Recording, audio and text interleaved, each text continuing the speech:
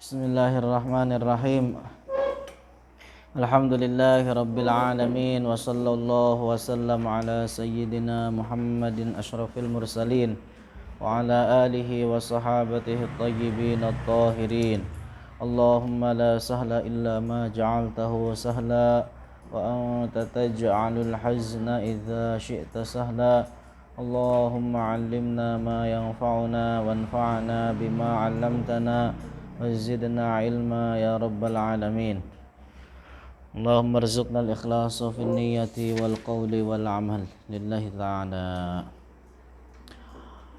Insyaallah di dalam kesempatan kali ini kita akan membaca kitab yang dinamakan dengan Aqidatul Muslimin. Jadi kitab ini adalah di antara kitab yang direkomendasikan oleh Universitas Al-Azhar di mana? Di Mesir. Di Kairo, Mesir. Jadi berisikan tentang pondasi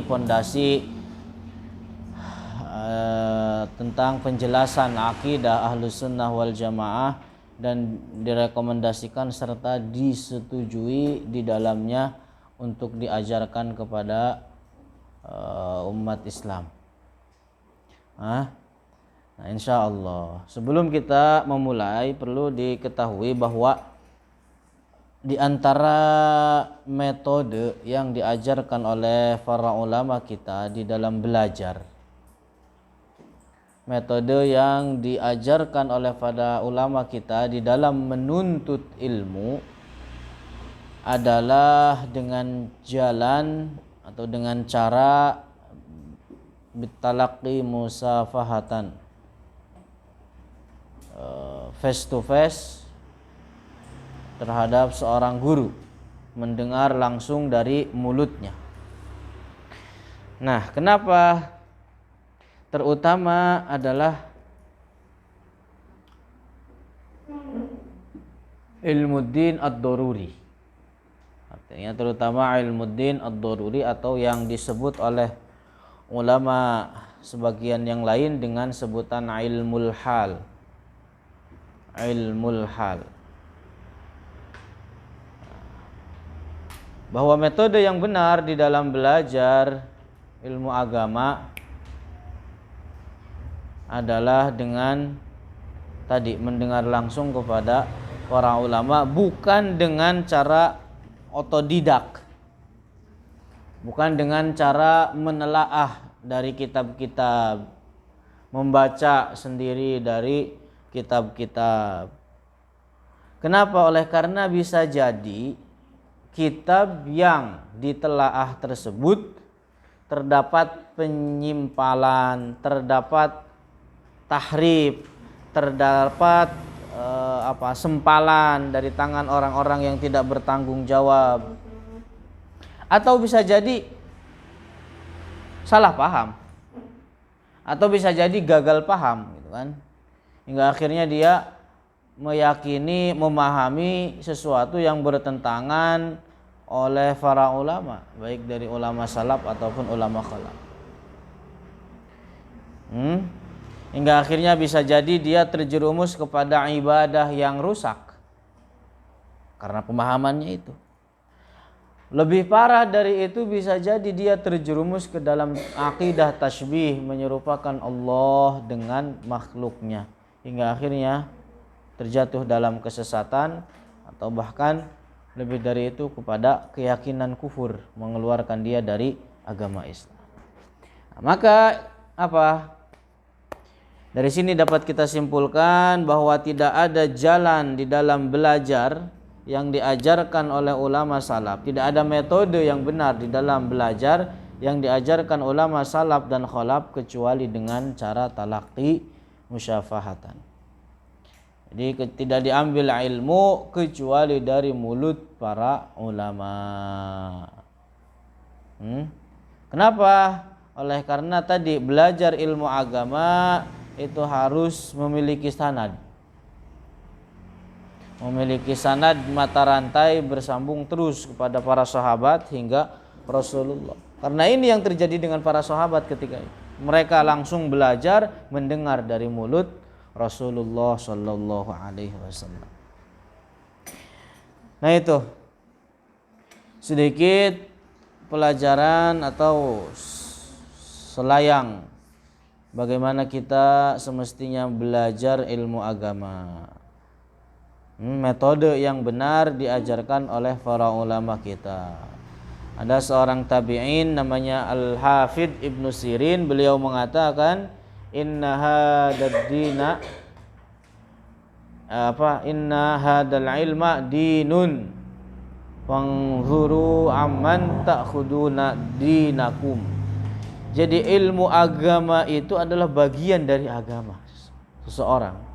Maka dari mana, perhatikanlah dari mana kamu mengambil urusan agama kalian. Jadi ilmu agama yang dipelajari itu adalah bagian dari agama itu sendiri.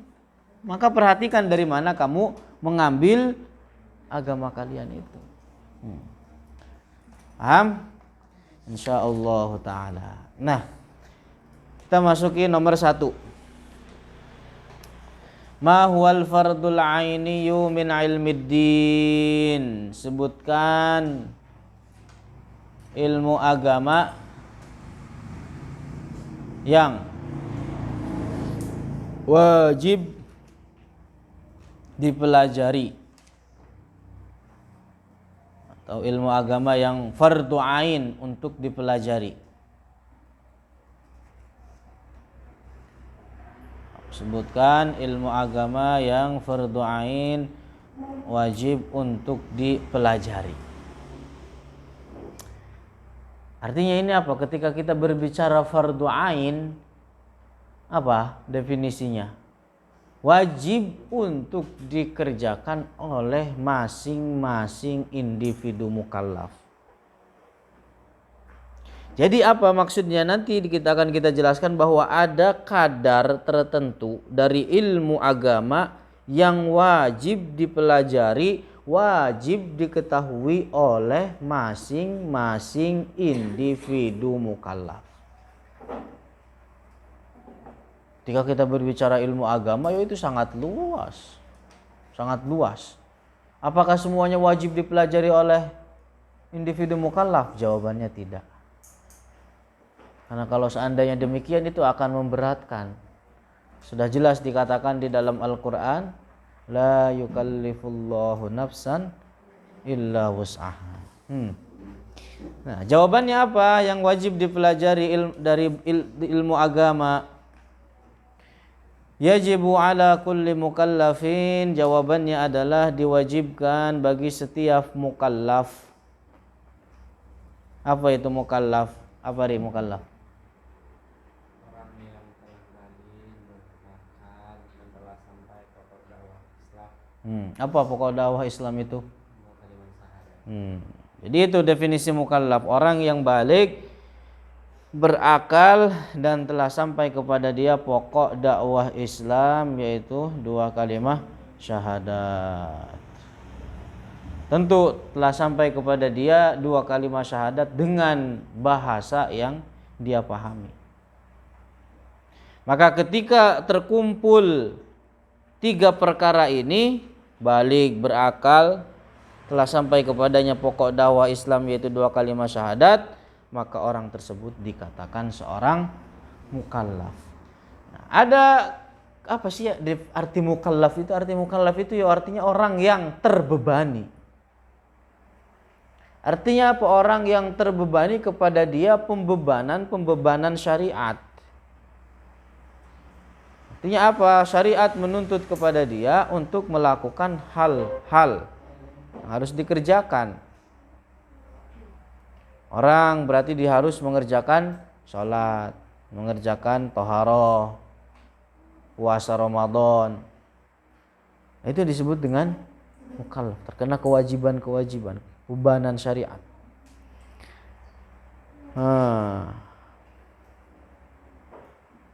Maka ketika dia terkena kewajiban tersebut, sudah barang tentu dia harus mengerjakannya dengan sesuai apa yang diajarkan oleh syariat itu sendiri. Karena kalau tidak demikian, berarti kewajiban tersebut belum gugur dari dia. Paham itu? Misalkan orang terkena kewajiban sholat, tapi dia tidak mempelajari caranya sholat bagaimana, hingga akhirnya dia hanya sekedar melakukan gerakan-gerakan sholat aja. Sekalipun dia selesai melakukan gerakan sholat, pada hakikatnya sholat belum terlaksana oleh dia, kalau seandainya dia tidak mendatangkan syarat dan rukunnya. Paham? Berarti apa belum terlaksana? Yuk apa? Keguguran, kewajiban tersebut belum tergugurkan dari dia. Kelak di akhirat akan dipertanyakan atas kewajiban tersebut. Kenapa dia tidak melaksanakan sholat? Paham itu? Nah, makanya penting itu, perempuan-perempuan itu harus penting, terutama memperhatikan dalam permasalahan haid. Agar apa? Yang dikira dia mengerjakan atau yang dikira dia meninggalkan padahal sudah terkena kewajiban sholat. Nah itu. Jadi diwajibkan kembali bagi setiap individu mukallaf apa? Ta'allumu qadrin, untuk mempelajari kadar, artinya kadar dari ilmu agama yang wajib untuk dipelajari oleh setiap individu muslim yang mukallaf.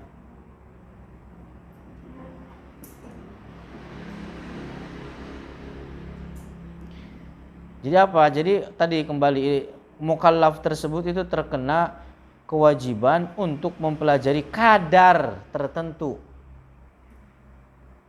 dari ilmu agama. Artinya apa? Maka tidak wajib bagi setiap individu muslim untuk mempelajari seluruh ilmu agama.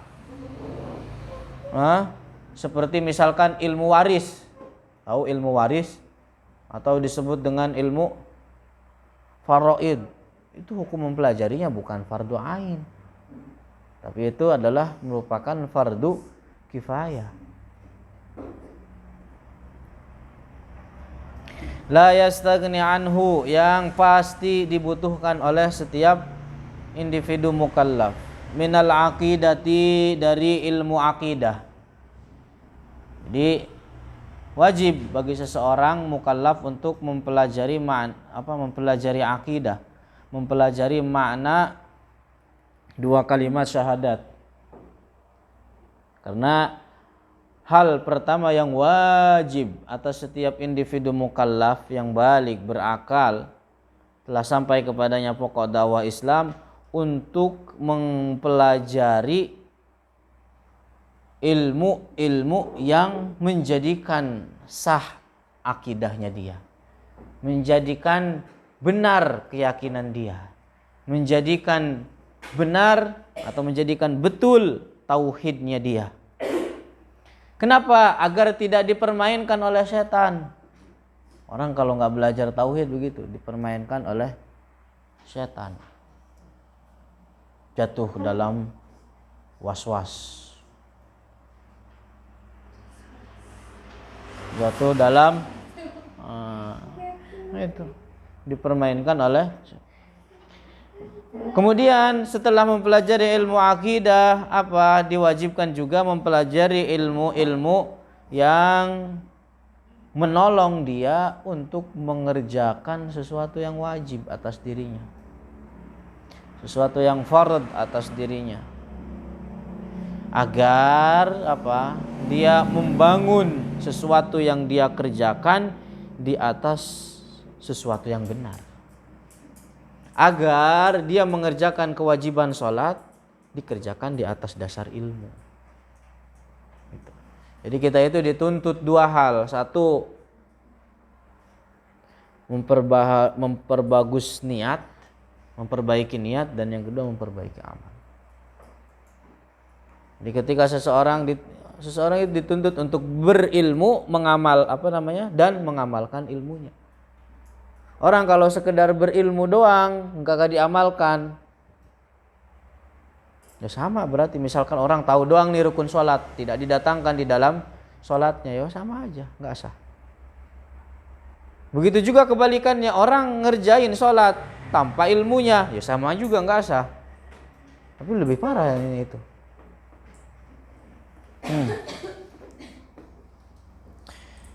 Apa? Wat taharati, kemudian juga tentang toharoh, mempelajari tentang toharoh. Jadi wajib untuk mempelajari tentang najis, apa yang berkaitan dengan rukun-rukun wudu, hal-hal yang membatalkan wudu, tentang hukum-hukum istinja.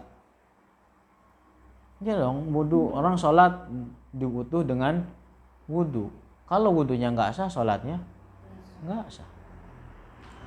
Kalau toharohnya nggak sah, sholatnya nggak sah. Itu. Istinja, kalau seandainya istinjanya nggak benar, berarti dia membawa sesuatu yang najis. Kalau dibawa sholat sah apa tidak? Ya enggak. Nah itu. Wassalati, juga mempelajari tentang salat, wassiyami, dan mempelajari siyam, artinya puasa yang dimaksud adalah Ramadan. Wazzakat, wazzakati liman tajibu alaihi, mempelajari zakat bagi yang terkena kewajiban akan kewajiban zakat.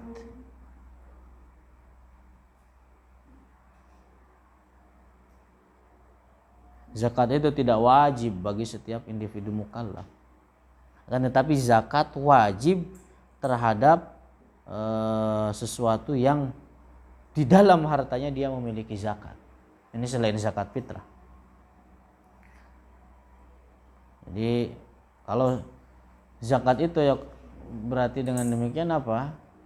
Hukum apa namanya?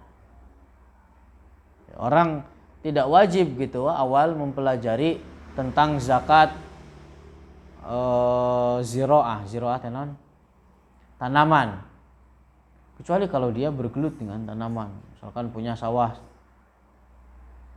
10 hektar nyawa, wajib seketika itu dia mempelajari tentang zakat ziroah. Paham itu? Wal haji 'alal mustati', dan haji bagi orang yang mampu. Wa ma'asil qalbi, maksiat-maksiat hati, agar tidak jadi seperti kedongdong, luarnya mulus dalamnya berduri. Subhanallah. Wal yadi, dan juga maksiat tangan. Wal aini, dan maksiat mata. Wa ghairiha, dan lain-lain. Qala Allah Ta'ala, qul hal yastawil ladzina ya'lamun wal ladzina la ya'lamun. Maknanya tidaklah sama, katakanlah wahai Muhammad, tidaklah sama antara orang yang berilmu dan orang yang tidak berilmu. Itu. Al-hadis, sekarang dalilnya dari hadis. Talabul ilmi faridatun ala kulli muslimin. Menuntut ilmu diwajibkan atas setiap individu muslim. Makanya yang dimaksud di situ adalah ilmuddin ad-daruri. Diwajibkan atas setiap individu muslim. Kenapa? Karena orang yang meninggalkan dari mempelajari ilmuddin ad-daruri, dia terjatuh ke dalam fasik, terjatuh ke dalam perbuatan dosa besar. Orang yang tidak mempelajari ilmu agama yang pokok terjatuh ke dalam perbuatan dosa besar.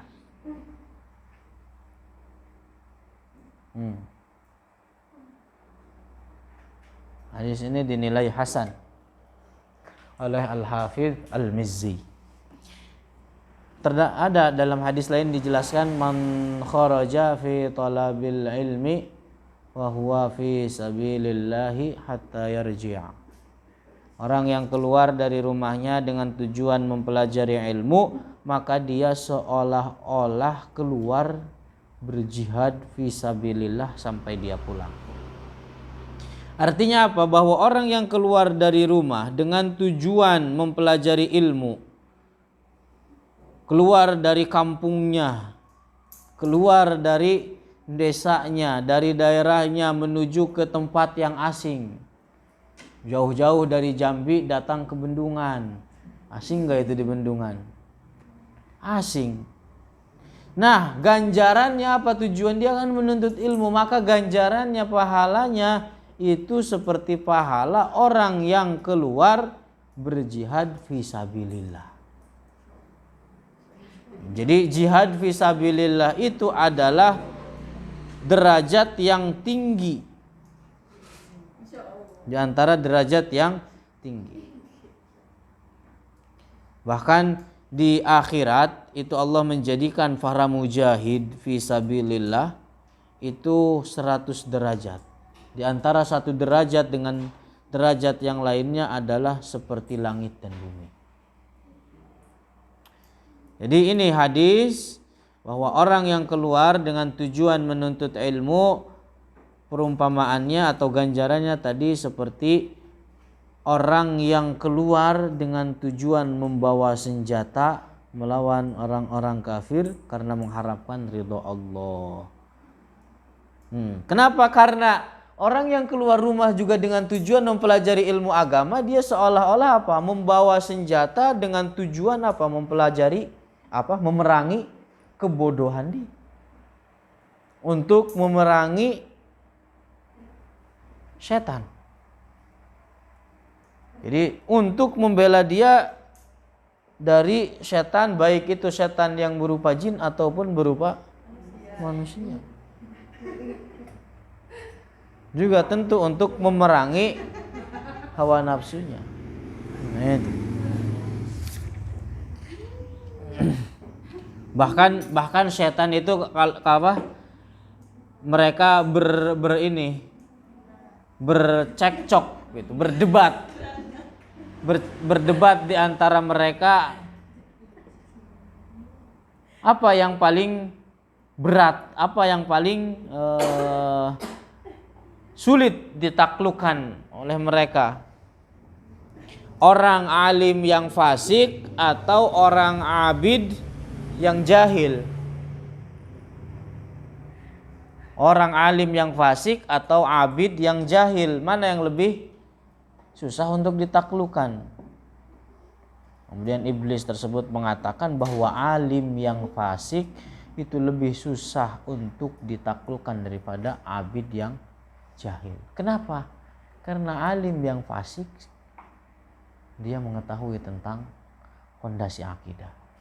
Dia mengetahui tentang akidah. Dia mengetahui antara kufur dan iman. Hanya nikmat besar orang paham tentang akidah, paham tentang ilmu tauhid. Makanya Imam Abul Hasan Al-Asy'ari beliau mengatakan apa? Awwalu ma yajibu 'alal 'abdi al-ilmu billahi wa rasulihi wa dinihi. Aduh, lupa lagi. Nah, itu dia. Wallahu a'lamu bissawab.